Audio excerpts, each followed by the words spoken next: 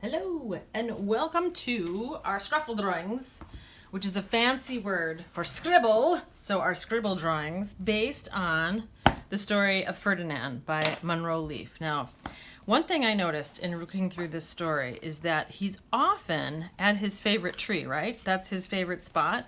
And they keep showing us that picture over and over. So when I thought of what would I want to draw that would relate to this book, I was thinking, I want to draw that spot. I want to draw Ferdinand in his favorite spot. And the cool thing about that is it's all really kind of like scribbling. So you can make a drawing look cool and kind of sophisticated and look like it's Ferdinand in his favorite spot with just scribbling. And since we're working on some Spanish words and learning some scribbling, I found a few for us, and I don't speak Spanish very well, so I'm going to try. Scribble, to scribble. Garabatear is what we're going to be using today to colorear, his favorite place, Ferdinand's favorite place, lugar favorito. And then we'll talk about coloring your own favorite place. Where do you like to go, and where could you color?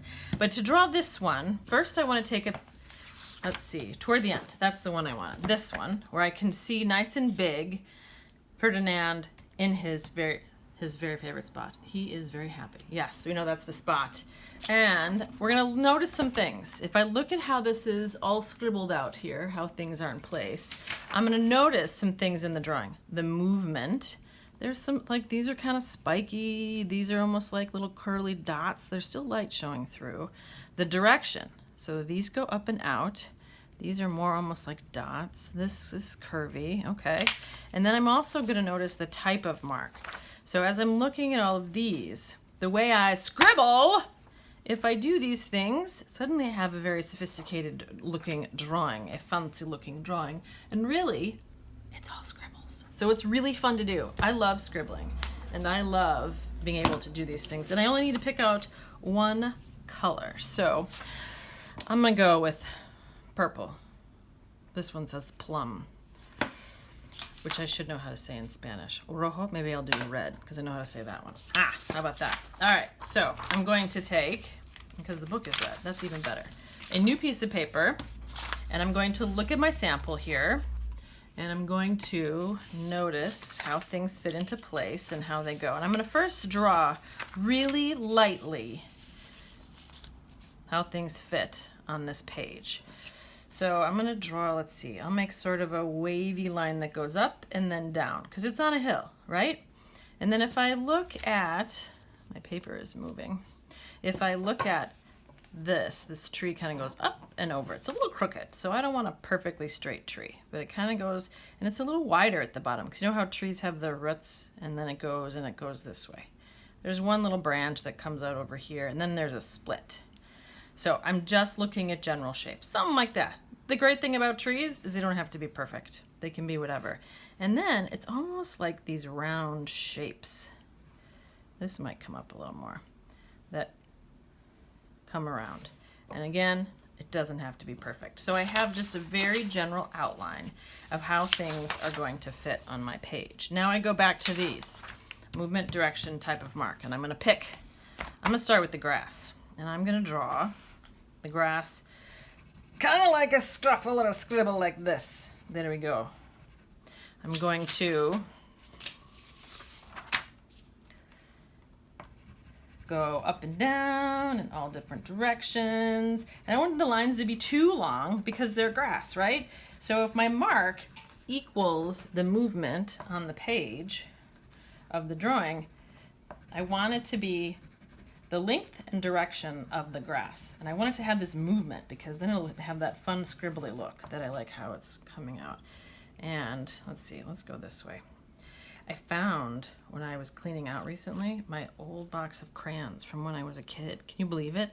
These are like vintage crayons. They're still in good shape. Look at, it's a little funny little green Tupperware. This is what I had as a kid. All right, enough about that. Let's scribble. Scruffle. So what I'd recommend is to watch this, check it out, and then you can do your own.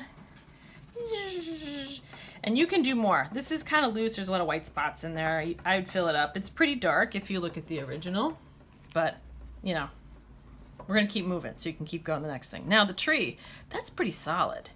And the lines in a tree, I'm thinking of bark. I want my scribble lines to kind of follow those lines. So I'm going to do some longer lines and make it pretty solid. And I know I didn't put Ferdinand in here. We're going to come back to that, but I'm going to fill this in first. So I got my tree, the trunk, and I got the grass in there. Now I'm going to use like these kind of circles. But remember, light comes through the leaves in a tree. So if I'm doing these circles, I don't want it to be solid. I want the light to come through the leaves just like it would in a tree. But maybe it's a little more solid toward the bottom because, you know, there's less light on the bottom coming through the leaves of a tree. So I can play with it that way. And I can say maybe if the sun's coming from over here, maybe there's more holes in the leaves here and a little bit darker over here. So you can be real complex and start thinking about how the light's coming through, or you can look at the book and see what it's looking like in the book and what kinds of things you see. Or you can just have fun scribbling. It's up to you. So I scribble, scribble, scribble. And I just have crayons and a white piece of paper here. This is just printer paper. But part of the fun things about a scribble drawing like this is that it really is more about just having fun making the mark. You don't have to worry about if it's perfect. The movement is kind of what makes it interesting and the scribbliness of it all. So there I have the scribbles. Scribble, scribble, scribble. I have my tree. Now I got to put Ferdinand in there, don't I? Let's get him nice and close so I can look at his shapes. Whenever I'm not sure how to draw something, I break it down into shapes. So it's kind of like a big triangle here for his body. There's a triangle, a little lopsided to the left, to that side. And then he's got his head, if I had to reduce it to a shape, comes down this way. So now I got a triangle on its side. And then he's got these little ears. And then his big horns. And they get a little wider on the bottom. And if you look earlier in the book, he may not have those horns, I bet. And now it's just a matter of filling it in and making it scribbly. And as I do that, I might say, you know, his nose comes down a little bit. You can kind of adjust your shape a little bit. Maybe it's a little bigger here. Maybe this comes down this way. And his neck's pretty much connected a little more. This is a little bigger. But basically, I start to get that shape of him just by playing with basic shapes when we start. Et voila! There we have it. A scribble drawing of Ferdinand with all kinds of different fun scribbly marks. So, got a bâtière, I scribbled. There we go. And so you could start with something like this, or maybe after you make a scribble drawing of Ferdinand in his favorite place, you want to do your favorite place. Maybe your favorite place is the forest. All I did here was I picked some greens and some browns, and I did the forest floor, and I did some tall trees, and I scribbled for, you know, to me they look like evergreens. There's a place in northern Wisconsin that's all evergreen trees, and I like going through it. It seems magical to me. So that's one of my favorite places. And I think a lot of people, especially now in the summer, we think of beaches. So I scribble with some yellow, and I scribble with some dark blue, and I scribble with some light blue for the sky, and I left the clouds blank, and I made a big circle-y scribble for the sun, and then I put some orange in here just to kind of mix it up, and I overlap these a little bit. And things like water really does sit kind of flat, so I had it go wavy, but kind of sit flat along the horizon. So you can look at a picture as you scribble, and it'll help you know which direction to make your scribbles, right? Or you can just play. That's the great thing about a scribble drawing. So, favorite places of a scruffle drawing, scribble drawing, whatever you want to call it. It's just meant to be fun and be inspired by Ferdinand. So, enjoy! Thank you!